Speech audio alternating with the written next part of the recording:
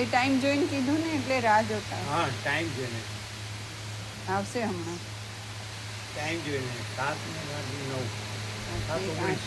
19 આવશે. હા, 7 ને 9 17 પરમ 7 19 મોકલ.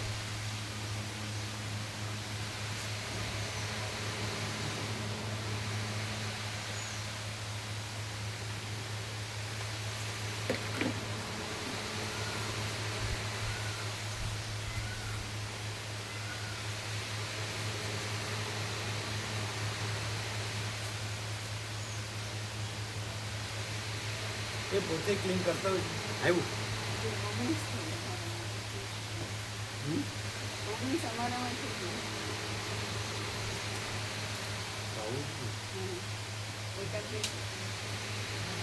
ઊંઘી ગયા પાછા. ઓમ ઓમ બરાબર છે કે ઓછો છે? બરાબર.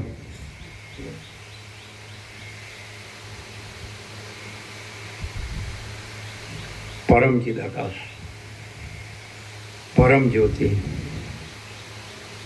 અખંડ જ્યોતિ, મહાચિદાકાશ, સ્વયં પ્રકાશ, સંપૂર્ણ પ્રકાશ, પૂર્ણ બ્રહ્મ, અનંત તેજગન, અનંત ચિદગન, પરમાકાશ, કેવલ, અનંત, શુદ્ધ, તેજઘન, પરમાકાશ, અખિલ આત્મા, પૂર્ણ બ્રહ્મ, પરમાત્મા, મહાચિદાકાશ, પરમ ચિદાકાશ, પરમ જ્યોતિ, અખંડ જ્યોતિ, અનંત, પૂર્ણ, પરમ ચિદાકાશ, પરમ શાંતિ, स्वयं सिद्ध, स्वयं प्रकाश, स्वयं पूर्ण, स्वस्वरूप, यही सब कुछ है, इसके सिवा कुछ नहीं है। शून्यभास, अनंत कोटि, महाकल्पो है ही नहीं। महाचिदाकाश, स्वयं प्रकाश, संपूर्ण प्रकाश, महाचिदाकाश ज्योति, अनंत, अखंड, अभेद, महाचिदाकाश ज्योति, महातत्व, महासामान्य, महाचिदाकाश, स्वसंवेद्य, सहज निर्विकल्प, महाचिदाकाश, परम कैवल्य, परम शांति, परम चिदाकाश, अनंत, पूर्ण, निरपेक्ष सत्य, अनंत, संपूर्ण, अपरिकी, निर्भ्रांत, निरपेक्ष। वशिष्ठ राम स्थिति प्रकरण राउंड 39मो राउंड।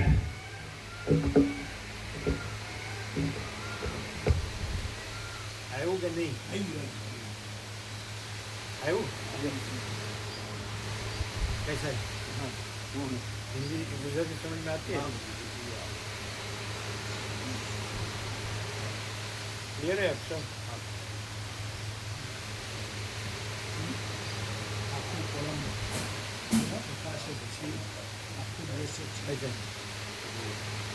उनको जिनके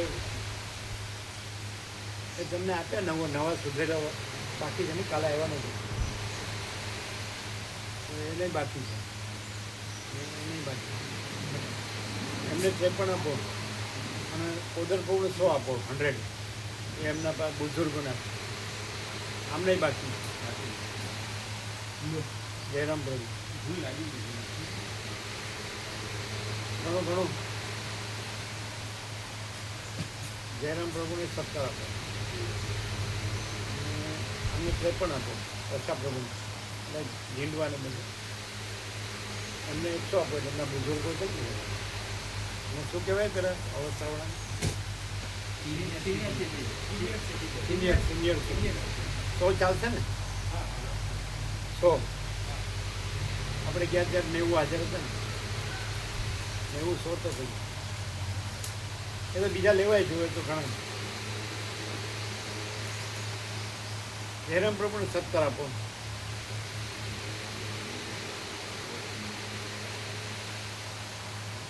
ગણવામાં વાર લાગશે. એમને ગણવા આપો, પછા પ્રમાણ આપો ગણવા. એમને આપો.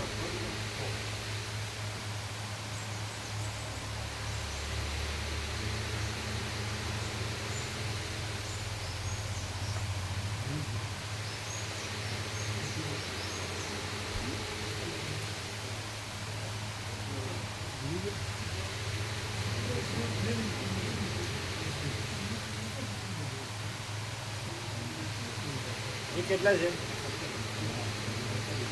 એ કેટલા છે?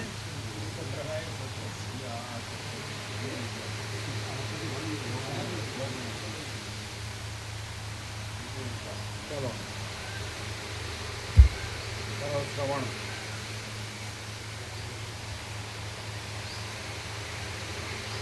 આદ્ય પરબ્રહ્મ સદગુરુ દેવ કી જય. ઓમ શ્રી પરમાત્મને નમઃ. સદગ્રંથોમાં શિરોમણી શ્રી યોગ વાસિષ્ઠ મહારામાયણ સ્થિતિ પ્રકરણ પાના નંબર 439. સર્ગ 20મો. જગત મનની ભ્રાંતિ રૂપ છે. આ 20મા સર્ગમાં જગત એ મનની ભ્રાંતિ છે અને જો આત્મજ્ઞાન થાય તો ચિત્ત તથા જગત આત્મા જ છે એવો અનુભવ થાય છે એનું વર્ણન કરવામાં આવશે. વસિષ્ઠ બોલ્યા, હે રામ, મનનો સ્વભાવ સમજાવવા માટે મેં તમને આ સઘળું જાગ્રત આદિ અવસ્થાનું વર્ણન કહ્યું, બીજા કોઈ પ્રયોજનથી કહ્યું નથી. જેમ લોઢાનો ગોળો અગ્નિના સંપર્કથી અગ્નિપણાને પ્રાપ્ત થાય છે, તેમ દ્રઢ નિશ્ચયવાળું ચિત્ત જે પદાર્થની બહુ ભાવના કરે છે તે પદાર્થરૂપપણાને પ્રાપ્ત થાય છે. જેમ લોઢાનો ગોળો અગ્નિના સંપર્કથી અગ્નિપણાને પ્રાપ્ત થાય છે. વસિષ્ઠ બોલ્યા, હે રામ, મનનો સ્વભાવ સમજાવવા માટે મેં તમને આ સઘળું જાગ્રત આદિ અવસ્થાનું વર્ણન કહ્યું, બીજા કોઈ પ્રયોજનથી કહ્યું નથી. જેમ લોઢાનો ગોળો અગ્નિના સંપર્કથી અગ્નિપણાને પ્રાપ્ત થાય છે, તેમ દ્રઢ નિશ્ચયવાળું ચિત્ત જે પદાર્થની બહુ ભાવના કરે છે તે પદાર્થરૂપપણાને પ્રાપ્ત થાય છે. એક અધિષ્ઠાનમાં સારા પદાર્થો, દુષ્ટ પદાર્થો છોડવું અને ગ્રહણ કરવું ઇત્યાદિ કલ્પનાઓ મન વડે જ કરેલી છે. એટલા માટે મનની ચપળતાથી થયેલી એ સઘળી કલ્પનાઓ સત્ય પણ નથી અને અસત્ય પણ નથી, તે તો અનિર્વચનીય જ છે. મલિન મન જ મોહ ઉત્પન્ન કરનાર છે અને તે જ જગતની સ્થિતિનું કારણ છે. મન જ જગતરૂપ હોવાથી જગતને બનાવે છે. જે મન છે તે જ જીવ છે. એટલા માટે મનને જો શુભ માર્ગમાં જોડવામાં આવે તો જગતમાં જે સિદ્ધિઓ છે તે સઘળી પ્રાપ્ત થાય છે. એમણે 53 લીધા. અમને આપો, અમને શાંતિ પ્રભુ.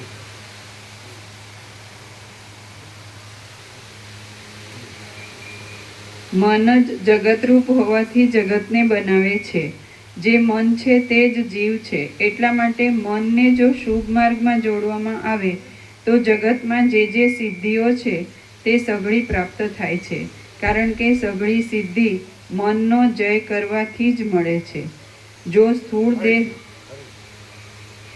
એટલા માટે મનને જો શુભ માર્ગમાં જોડવામાં આવે તો જગતમાં જે સિદ્ધિઓ છે તે સઘળી પ્રાપ્ત થાય છે. કારણ કે સઘળી સિદ્ધિ મનનો જય કરવાથી જ મળે છે. જો સ્થૂળ દેહ જીવ હોય તો એનો એ દેહ હોવા છતાં મહાબુદ્ધિમાન શુક્રાચાર્યને સેંકડો જન્માંતરના ભ્રમરૂપ જુદા જુદા દેહો કેમ પ્રાપ્ત થાય? આમ છે એટલા માટે જે મન છે તે જ જીવ છે અને સ્થૂળ શરીર તો મનને લીધે જ ચેતના પામે એવું છે. એ મન દ્રઢ વાસનાથી જેવા આકારની ભાવના કરે છે તેવા આકારને પ્રાપ્ત થાય છે, એમાં કશો સંશય નથી. મન દ્રઢ ભાવનાથી સર્વ આકારની પ્રાપ્તિ કરવામાં સમર્થ છે. એટલા માટે અતુચ્છ, પરિશ્રમ રહિત, ઉપાધિ વગરનું અને ભ્રમ વગરનું જે બ્રહ્મપદ છે તેનું જ યત્નપૂર્વક અનુસંધાન કરો. એટલા માટે અતુચ્છ, પરિશ્રમ રહિત, ઉપાધિ વગરનું અને ભ્રમ વગરનું જે બ્રહ્મપદ છે તેનું જ યત્નપૂર્વક અનુસંધાન કરો. એટલા માટે અતુચ્છ, પરિશ્રમ રહિત, ઉપાધિ વગરનું અને ભ્રમ વગરનું જે બ્રહ્મપદ છે તેનું જ યત્નપૂર્વક અનુસંધાન કરો. એટલે તમે બ્રહ્મપણાને પ્રાપ્ત થશો. શરીર મનના ધારેલા પ્રદેશમાં જાય છે, પણ જ્યાં શરીર હોય ત્યાં મનને જવાનો નિયમ નથી. એટલા માટે હે રામચંદ્રજી, તમારું મન સત્ય તત્વની પ્રાપ્તિને માટે જ યત્ન કરો અને દેહ, ઇન્દ્રિય આદિરૂપ મિથ્યા દ્વૈતને છોડી દો. એટલા માટે હે રામચંદ્રજી, તમારું મન સત્ય તત્વની પ્રાપ્તિને માટે જ યત્ન કરો અને દેહ, ઇન્દ્રિય આદિરૂપ મિથ્યા દ્વૈતને છોડી દો. શ્રી યોગ વાસિષ્ઠ મહારામાયણમાં સ્થિતિ પ્રકરણનું મનોરૂપ વર્ણન નામનો સર્ગ 20મો સમાપ્ત.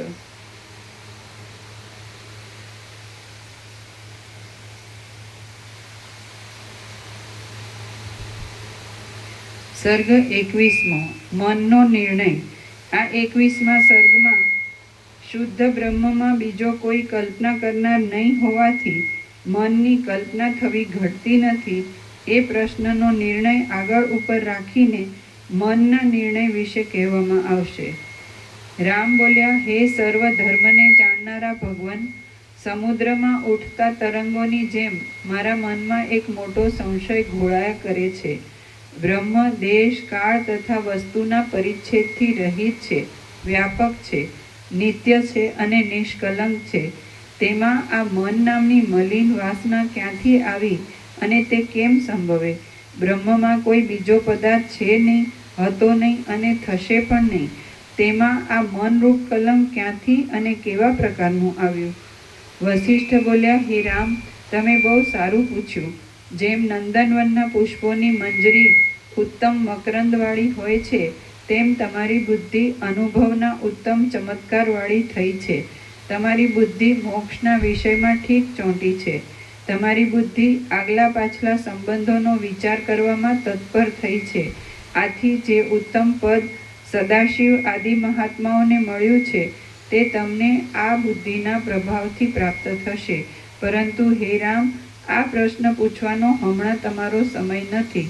શુદ્ધ આત્મામાં મનરૂપ કલંક ઘટતું નથી એ પૂછવું તે શુદ્ધ આત્માનો અનુભવ કર્યા પછી ઘટે છે. પણ જેને શુદ્ધ આત્માનો અનુભવ થઈ ચૂક્યો હોય તેની પાસે અમે મનનું નિરૂપણ જ કરતા નથી કે જેથી તે અમને પૂછે. પરંતુ હે રામ, આ પ્રશ્ન પૂછવાનો હમણાં તમારો સમય નથી. શુદ્ધ આત્મામાં મનરૂપ કલંક ઘટતું નથી એ પૂછવું તે શુદ્ધ આત્માનો અનુભવ કર્યા પછી ઘટે છે. પણ જેને શુદ્ધ આત્માનો અનુભવ થઈ ચૂક્યો હોય તેની પાસે અમે મનનું નિરૂપણ જ કરતા નથી કે જેથી તે અમને પૂછે. પોતાને શુદ્ધ આત્માનો અનુભવ નહીં હોવા છતાં વિદ્વાન હોવાનો ડોળ કરીને જે કોઈ પૂછવા ધારતો હોય તેણે તો આત્મામાં શુદ્ધપણું જ કેમ ઘટે એવી શંકા કરવી જોઈએ. પણ આત્માનું શુદ્ધપણું સ્વીકારીને શુદ્ધમાં મલિનતા કેમ ઘટે એવી શંકા કરવી જોઈએ નહીં. આમ છે એટલા માટે અજ્ઞાની પુરુષે ગુરુની પાસેથી ઉપદેશ લેવા સમયમાં વિદ્વાનની જેમ પૂછવું યોગ્ય નથી. તમારા અંતઃકરણમાં આત્માનો અનુભવ આરૂઢ થશે ત્યારે તમારા અનુભવની સાથે મારા અનુભવને મેળવવા માટે હું જ્યારે બોલવા લાગીશ ત્યારે તમારા આ પ્રશ્નનું સમાધાન થશે. સિદ્ધાંત કહેવાના સમયમાં નિર્વાણ પ્રકરણમાં તમે મને આ પ્રશ્ન ફરી પૂછજો એટલે તેનું સમાધાન કરતા સિદ્ધાંત તમને હસતા મલકવત થઈ જશે. જેમ વર્ષા ઋતુમાં મોરના ટહુકા શોભે અને શરદ ઋતુમાં હંસના શબ્દો શોભે તેમ આ તમારું પૂછવું સિદ્ધાંતના સમયમાં શોભે એમ છે, પણ વર્ષા ઋતુમાં હંસના શબ્દો અને શરદ ઋતુમાં મોરના ટહુકા જેમ ન શોભે તેમ હમણાં આ પૂછવું શોભતું નથી. હજી સુધી સઘળા શ્રોતાઓને આત્મબોધ થયો નથી, એટલા માટે હમણાં આ પ્રશ્ન પૂછવાનો અવસર જ નથી. શરદ ઋતુમાં આકાશની સ્વાભાવિક શ્યામતાનું વર્ણન શોભે છે, પણ વર્ષા ઋતુમાં તો ભારે આડંબરવાળા વાદળાઓથી થયેલી શ્યામતાનું જ વર્ણન શોભે છે. તેમ સિદ્ધાંતને સમયે તમારો એ સુંદર પ્રશ્ન શોભે, પણ હમણાં તો અજ્ઞાનીને લગતો જ પ્રશ્ન શોભે. હે રામ, જેને લીધે લોકોનો જન્મ થાય છે એવા મનનો જ ઉત્તમ પ્રકારનો નિર્ણય હમણાં ઉપદેશના પ્રકરણમાં આરંભેલો છે, માટે હે સુવ્રત, તે વિશે તમે સાંભળો. શુદ્ધ બ્રહ્મમાં માયાનો સંબંધ કેમ ઘટે એ વિષયને પાછળ રાખી હમણાં તો હું બ્રહ્મમાં માયાનો સંબંધ સ્વીકારીને ઉપદેશ ચલાવું છું. હે રામ, બ્રહ્મ જ્યારે અહંકાર આદિ રૂપે વિકાર પામે છે ત્યારે પ્રકૃતિ રૂપ થાય છે, અને મનન કરે છે ત્યારે મન રૂપ થાય છે. હે રામ, બ્રહ્મ જ્યારે અહંકાર આદિ રૂપે વિકાર પામે છે ત્યારે પ્રકૃતિ રૂપ થાય છે, અને મનન કરે છે ત્યારે મન રૂપ થાય છે. જુએ છે ત્યારે ચક્ષુરૂપ થાય છે, સાંભળે છે ત્યારે શ્રોત્ર રૂપ થાય છે, અને બોલવા આદિ વ્યાપારોથી યુક્ત થાય છે ત્યારે વાણી આદિ કર્મેન્દ્રિયો રૂપ થાય છે. સઘળા મુમુક્ષુઓએ શ્રુતિ આદિના પ્રમાણોથી આ પ્રમાણે નિર્ણય કર્યો છે.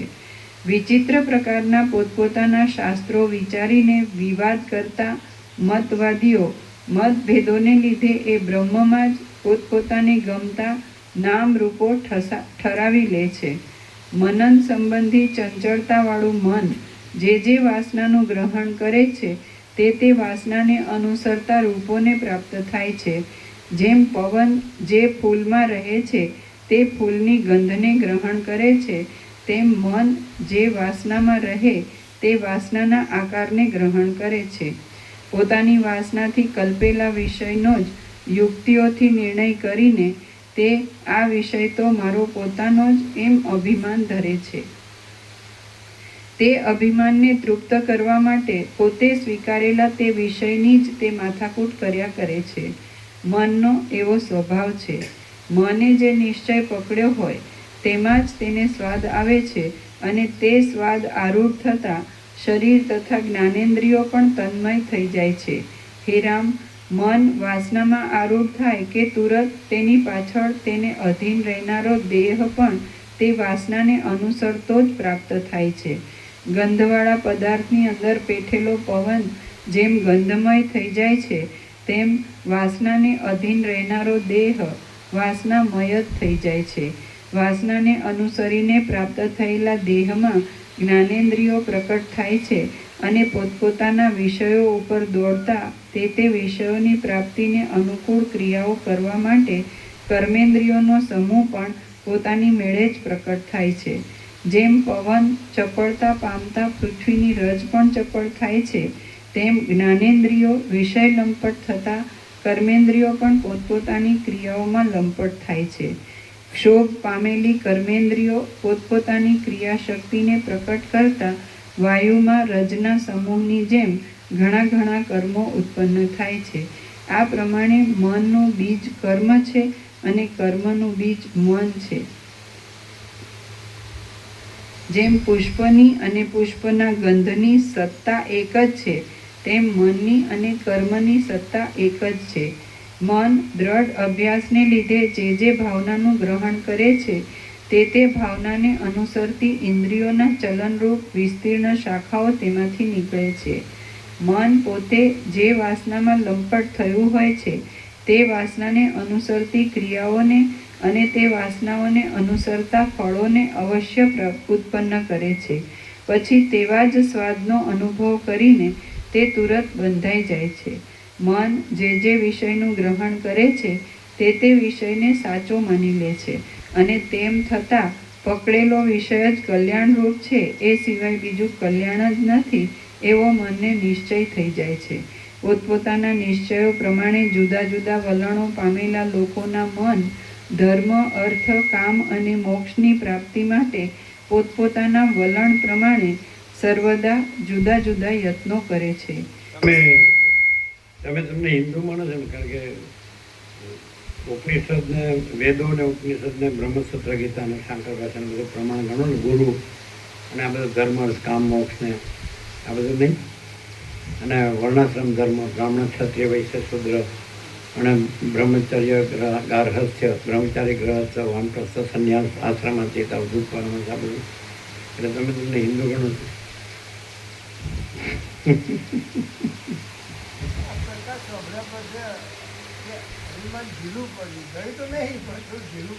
શું ઢીલું પડ્યું? કેમ હિન્દુ છો ને, હિન્દુમાં જન્મ્યા છો અને હિન્દુને ઘેર જન્મ્યા છો, માતા પિતા હિન્દુ માતા પિતાને છે, બધાય માનતા હોય રામને, કૃષ્ણને, શિવને, શક્તિને, દત્તને, ગણપતિને, હનુમાનને અને બધા ગુરુઓને, શાસ્ત્રોને, રામાયણ, મહાભારત, ભાગવત, શિવ મહાપુરાણ, ભગવતી દેવી ભાગવત અને બધું વેદ વેદાંત ને બધું ઉપનિષદ ગીતા બધું બધા એને ત્યાં તમે જન્મ્યા છો એટલે તમે હિન્દુ હોય તો નેચરલ ને નોર્મલ છે, સ્વાભાવિક છે. એમાં ખોટું શું છે? હે?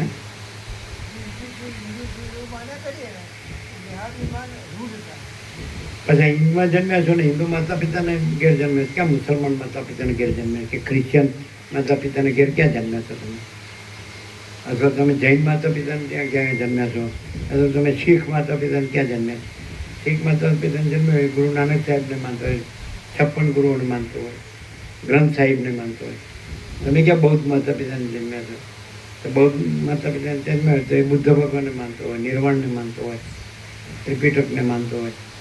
તો જૈન માતા પિતાને તમે ક્યાં જન્મ્યા છો? એ ઋષભદેવથી મહાવીર સ્વામી તીર્થંકરને માનતો હોય, આગમને માનતો હોય અને અહિંસાને, સત્ય, અસ્ત્ય, બ્રહ્મચર્ય, પરિગ્રહ એ બધું માનતો હોય. 5 મહાવ્રતને, 12 વ્રતને, પછી એમના સાધુ સાથીને, જે ગુરુને બધું, દેવગુરુ, ઈષ્ટને બધું, પંચ પરમેશથી, નવકાર મંત્રને બધું.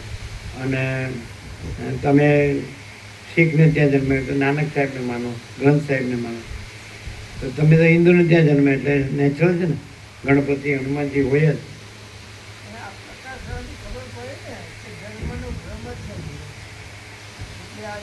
પણ એટલે માની લેવો ને, આપણે જન્મ્યા છીએ ને, આપણે આ છીએ ને બધું કરીએ છીએ ને, બધું જોઈએ છીએ, જાણીએ છીએ, અનુભવીએ છીએ, આમ ખાઈએ છીએ, પીએ છીએ, જીવીએ છીએ, આમ સાચું ખોટું, સારું નરસું, આમ ગમે છે, નથી ગમતું, ભાવે છે, નથી ભાવતું, બધું લાગે છે ચોખ્ખું. બધાને ગમે એને પૂછો, ભલે ગમે તે ધર્મને માનતો હોય કે ગમે તે ભગવાનને, અવતારને, પૈગંબરને, જગતગુરુને કે દેવગુરુ, ઈષ્ટને કે ગમે તે માનતો હોય તો પણ દરેકને બધા અનુભવ તો પ્રત્યક્ષ છે ને, બધું જ ચોખ્ખું દેખાય. આકાશથી પૃથ્વી, રજે રજ ચોખ્ખું અનુભવાય દરેકને. તો પછી એ દરેકના આચાર, વિચાર, આહાર વિહાર થોડા જુદા હોય. આપણે જુદા એમ કે છે 12 ગાવે બોલી બદલાય, જેવો દેશ એવો વેશ ને. એટલે શીખના વેશ જુદા હોય, પારસીના વેશ જુદા હોય, જૈનના વેશ જુદા હોય, હિન્દુના વેશ જુદા હોય, મુસલમાનના વેશ જુદા હોય, ખાનપાન જુદા હોય.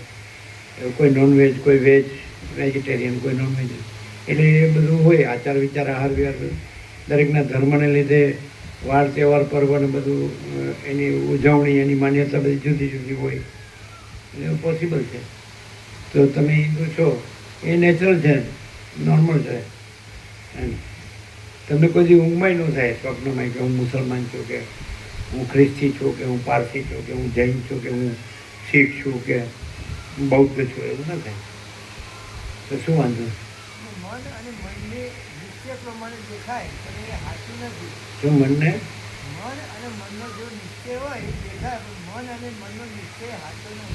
એવું કેવી રીતે કહેવાય?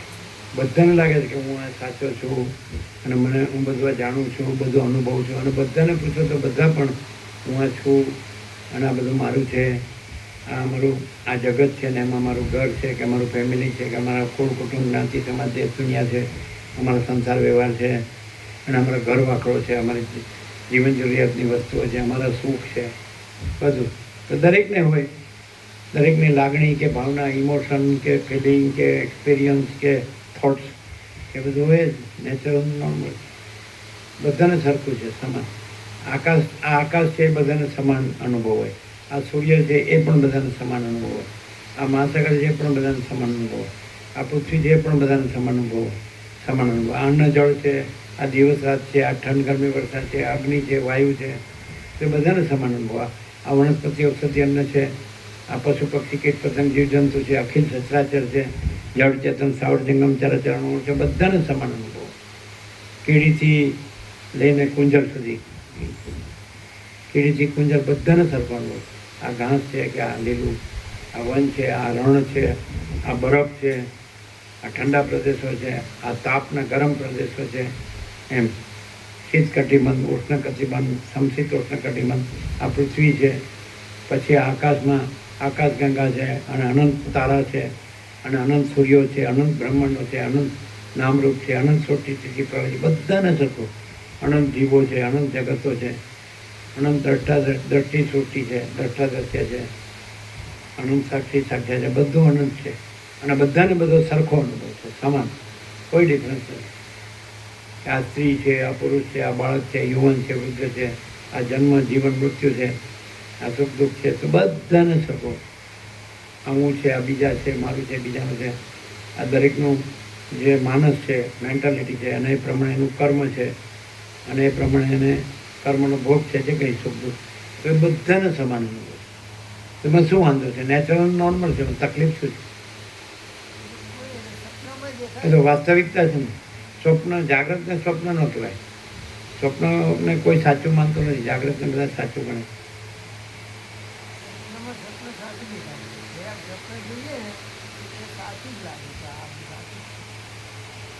આજે બ્રાહ્મણમાં આવ્યું સીધું, આ સ્ફૂર્તિ આવી.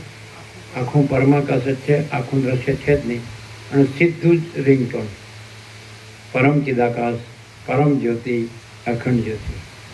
એ રીતે કાલે જે રીતે બ્રાહ્મણમાં આવ્યું કે લોહીએ ગોપા લાગે તો પરમ ચિદાકાશ, પરમ જ્યોતિ, અખંડ જ્યોતિ. એટલે શું?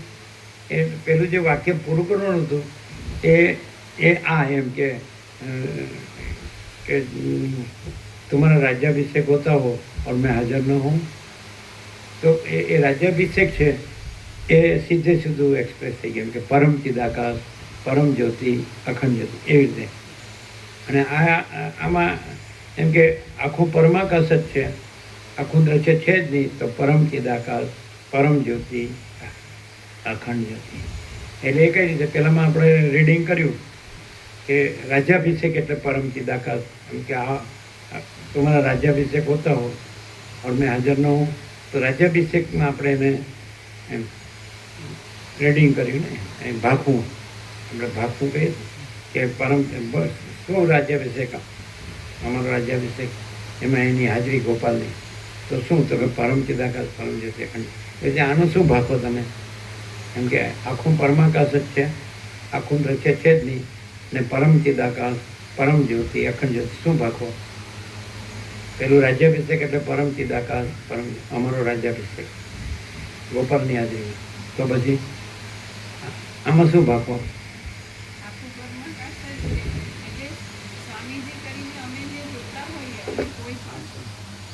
આખું પરમાકાશ જ છે એમ જ છે, અને અમે કોઈ સ્વામીજી તરીકે જોતા હોઈએ તો એકલું સ્વામીજીનું આકાર દ્રશ્યની વાત નથી, આખું ટોટાલિટીમાં આખું દ્રશ્ય છે જ નહીં, અને કેવળ પરમાકાશ એ જ છે એવી રીતનું, અને એ જ પરમ ચિદાકાશ, પરમ જ્યોતિ, અખંડ જ્યોતિ છે.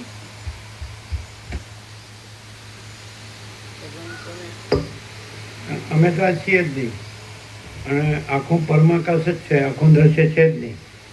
અને તમે હિન્દુ છો ને, તમે આ બધું વેદાંતથી અભ્યાસ કરો છો, તો શું ખોટું શું છે?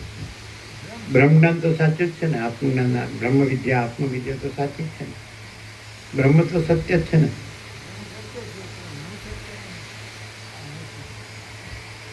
આપણે બ્રહ્મ કયો એટલે હિન્દુ થઈ જાઓ, કર્મકાશ કયો એટલે કોઈ ધર્મ ન થઈ જાય.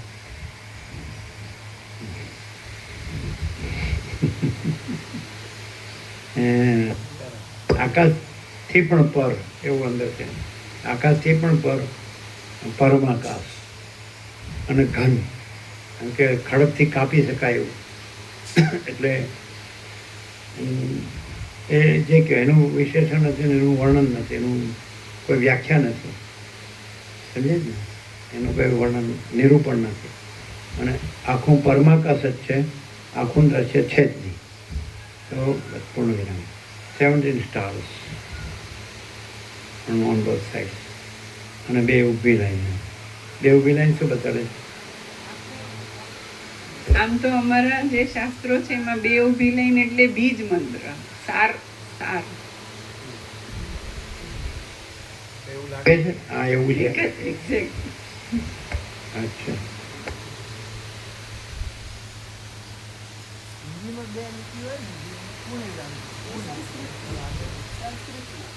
એમાં એવું ના સંસ્કૃતમાં એવું હોય કે એક લીટી હોય તો અલ્પવિરામ અને બે લીટી હોય તો પૂર્ણ વિરામ, પણ બે બાજુ બે લીટી હોય તો બીજ મંત્ર કહેવાય. બીજ મંત્ર, ઓરિજિનલ રિયલ સાર.